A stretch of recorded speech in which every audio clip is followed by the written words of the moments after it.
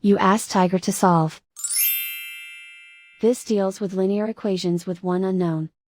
The final result is z equals 1 over 2. Let's solve it step by step. Group all constants on the right side of the equation. Add 3 to both sides. Simplify the arithmetic.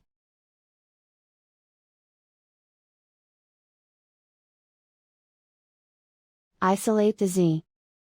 Divide both sides by 6. Simplify the fraction. Find the greatest common factor of the numerator and denominator. Factor out and cancel the greatest common factor. And so the final result is z equals 1 over 2.